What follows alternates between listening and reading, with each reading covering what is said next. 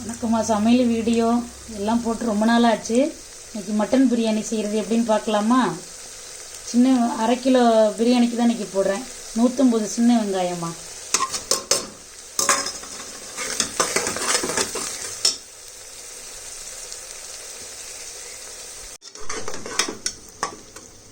இதில் 2 ஏலக்காய், பட்டை, கிராம்பு ஒரு 4 கலசத்துக்கு போட்டிருக்கிறோம். சின்ன வெங்காயம் ஒரு 150 போட்டிருக்கோம். சின்ன வெங்காயம் ஒரு 150 போட்டாச்சு. நல்லா மெரூன் கலரில் வரட்டும் வெங்காயம். 5 பச்சை மிளகா போட்டுடலாம்.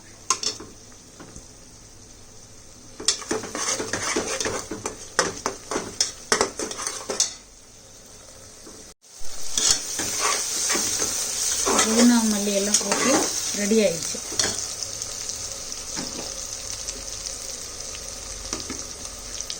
இந்த பட்டை, கிராம்பு, ஏலக்காய், இஞ்சி, பூண்டு 5 ஐட்டம் போட்டு பேஸ்ட் பண்ணி வச்சுருக்கோம்.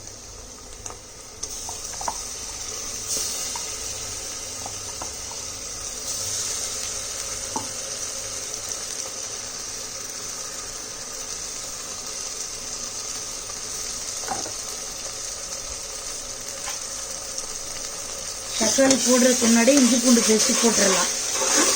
நல்லா எண்ணெயிலே நல்லா ரெடி ஆகும். இந்த பிரியாணி நல்லா நமக்கு டார்க் கலரில் வரும். இஞ்சி பூண்டு பேஸ்ட்டு ரெடி ஆகட்டும்.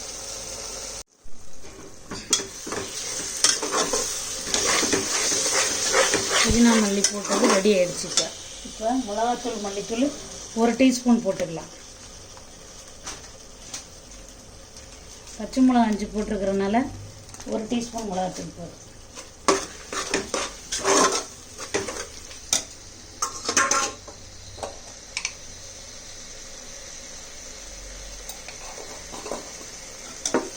ஒரு சிட்டி மஞ்சத்தூள்.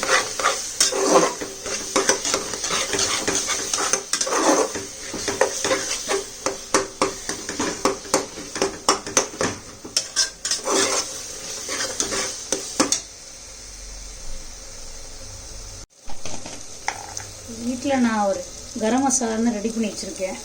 அது எப்பயுமே பிரியாணி குஸ்காவுக்கு ஒரு 1/2 டீஸ்பூன் போட்டுடலாம். நான் அடுத்து ரெடி பண்ணுறப்ப உங்களுக்கு அது ஒரு வீடியோவே போட்டுறேன். ஒரு 12 பொருள் போட்டு ரெடி பண்ணுற மசாலா. இப்போ மட்டன் போட்டுடலாம். 1/2 கிலோ மட்டன். மட்டன் ஒரு 5 விசில் போட்டுடலாம். பிரியாணிக்கு 1க்கு 2 தான் தம் அளவு.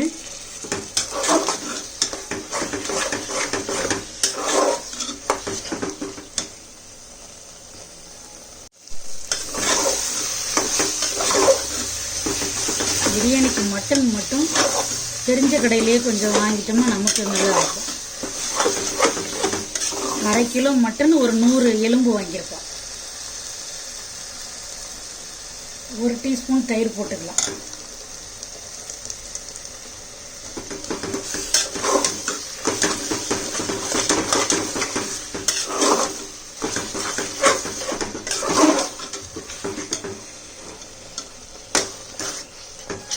ஒரு 5 விசில் தண்ணி போட்டு உப்பு லைட்டாக கொடுத்து 5 விசில் எடுத்து வச்சுட்டு தம் போடுறது எப்படின்னு பார்க்கலாம். 5 விசில் எடுத்து கறி கிரேவி ஓப்பன் பண்ணியாச்சு.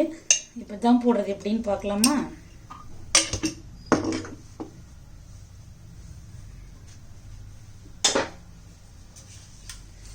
நான் 600 கிராம் மட்டனுங்கிறனால நான் 600 ரைஸ் எடுத்துருக்கேன்.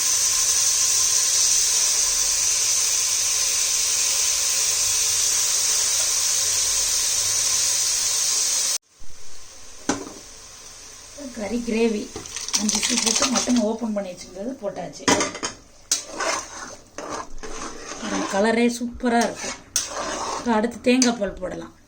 1/2 மூடி தேங்காய் பால் எடுத்து வச்சுருக்கேன், போட்டுக்கலாம். 1/2 மூடி தேங்காய் பால் எடுத்து வச்சுருக்கேன். 1க்கு 2 தான் அளவு. 1 கிளாஸ் ரைஸ்னால் 2 கிளாஸ் தண்ணி, அதுதான் அளவு நமக்கு. தண்ணி அளவு கரெக்டாக இருக்குது. தம் போடுறது எப்படின்னு பார்க்கலாம். கொஞ்சம் அந்த தம் போடுறதுக்கு முன்னாடி இந்த சோறு வந்து தண்ணி வந்து கொதிஞ்சு கொஞ்சம் கெட்டியாகட்டும். கெட்டியானோன்னு தம் போடுறது எப்படின்னு பார்க்கலாம் நம்ம. சூப்பரான பிரியாணி ரெடி ஆயிடுச்சு.